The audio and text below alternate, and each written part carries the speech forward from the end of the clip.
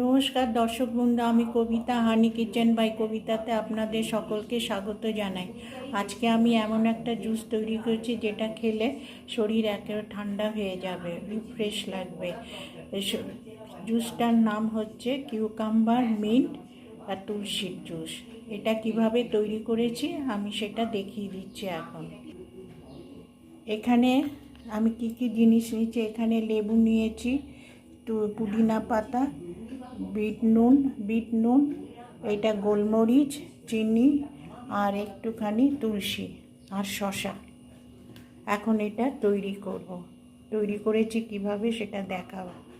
শসাটা কাটা হয়ে গেছে, আর পুদিনা পাতার রসটাও তৈরি হয়ে গেছে, তুলসীর রসটাও তৈরি হয়ে গেছে।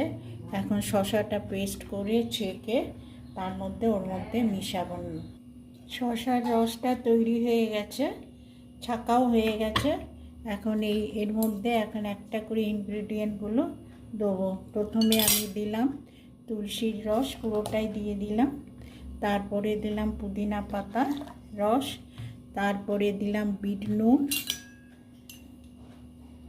নুন, তারপরে দিলাম গোলমরিচ, তারপরে দিলাম একটুখানি 2 চামচ গুঁড়ো চিনি আর একটুখানি লেবুর রস। ব্যাস, সে ঢেলে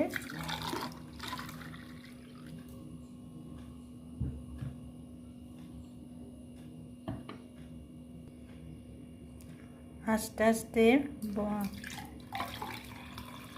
গ্লাসে ঢেলে একটু বরফ দিয়েও খেতে পারো, না হলেও কিছু ক্ষতি হয় না।